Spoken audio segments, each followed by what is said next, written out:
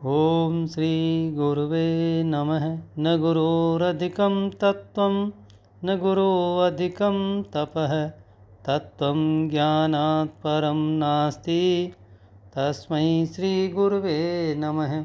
ओम शांति शांति शांति। श्वेताश्वतर उपनिषद है जिसकी व्याख्या स्वामी अखंडानंद सरस्वती जी की है। प्रवचन 6 संबंध भाष्य है। अद्वैत परक श्रुतियाँ। बात चल रही थी हृदय की गांठ की। अविद्या ग्रंथिम, यह सारी पोल पट्टी ही निकली ना।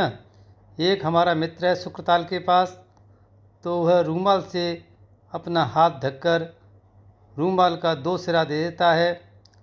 हम लोगों ने करके देखा है भला, और कहता है कि गांठ लगाते जाओ। अब तुम उसमें 50 गांठ लगा दो। उसके बाद जब वो हाथ खींचता है रूमाल के अंदर से, तो एक भी गांठ उसमें नहीं रहती है, क्योंकि वहाँ गांठ लगती ही नहीं है। उसको ऐसी युक्ति मालूम है, बाहर से 50 गांठें दिखेंगी और भीतर से कोई लगेगी ही नहीं। और जब वो हाथ खींचता है तब सब खुल कर के एक तरफ। तो इसी प्रकार ये जो संसार की गांठें लगी हैं, ये सब शरीर के साथ हैं, और वे हमको तब न बांधती जब हम शरीर होते।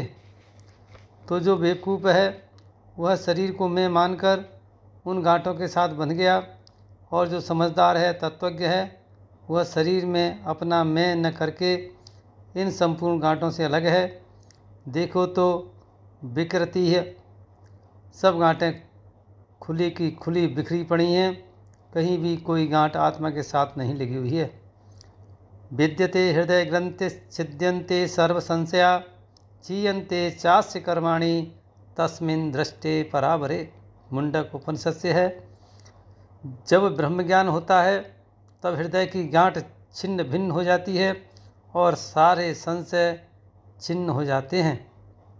हृदय ग्रंथि माने काम की ग्रंथि कि इनके बिना हम नहीं रह सकते। क्रोध की ग्रंथि कि दुश्मन को तो मारना ही पड़ेगा। लोभ की ग्रंथि है कि यह धन तो प्राप्त करना ही पड़ेगा। यह लोभ की ग्रंथि जो जीव के साथ है ना, इस लोभ की समष्टि ग्रंथि की उपाधि से ईश्वर को लक्ष्मीपति बोलते हैं, और काम की जो समष्टि ग्रंथि है उसकी उपाधि से ईश्वर को ब्रह्मा बोलते हैं, और क्रोध की जो समष्टि ग्रंथि है उसकी उपाधि से ईश्वर को रुद्र बोलते हैं। तो वहाँ मायात्मक ग्रंथि है, इसलिए वे काम क्रोध लोभ से बंधे हुए नहीं हैं। और जीव में वही अविद्यात्मक ग्रंथि है, इसलिए जीव उसके साथ बंधे हुए हैं। जीव तो अपने को कामी क्रोधी लोभी मान लेता है। समझो कि रुद्र की तरह संहार करना पड़े तो जीव अपने को कितना क्रोधी समझेगा। ब्रह्मा की तरह बच्चे पैदा करने पड़े तो जीव अपने को कितना कामी समझेगा। और विष्णु के समान लक्ष्मी को और कौस्तुभ मणि को सबको अपने पास रखना पड़े और दूध के समुद्र में रहना पड़े तो जीव को अपने को कितना लोभी समझेगा। जीव अपने को कितना लोभी समझेगा। लेकिन इन सब चीज़ों को रखकर भी वे रुद्र ब्रह्मा विष्णु ग्रंथिबद्ध नहीं हैं, वे गांठ में फंसे नहीं हैं। ईश्वर जो उपाधि होती है वह बंधक नहीं होती है, और जीव में जो उपाधि होती है वह बंधन का हेतु बनती है। महाराज, यह अविद्या की जो ग्रंथि है वह भिन्न हो जाती है, उसका भेदन हो जाता है जब जीव अपने को परम ब्रह्म परमात्मा से अभिन्न जानता है।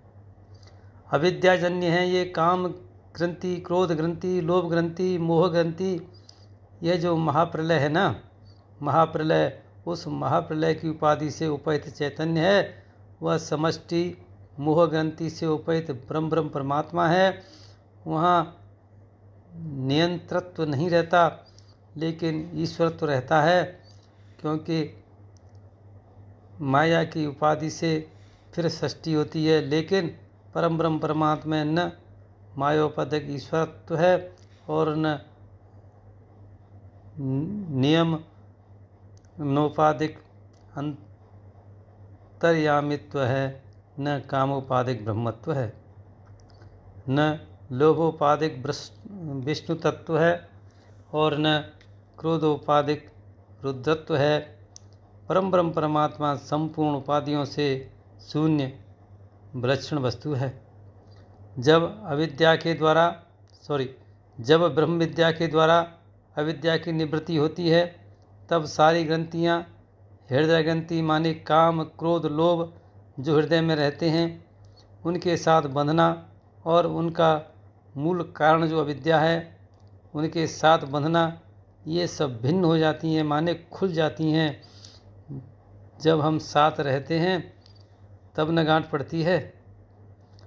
विद्यते का अर्थ है दोनों अलग अलग हो गए और गांठ खुल गई। इसी के साथ सत्संग को विराम देता हूँ। ओम शांति शांति शांति।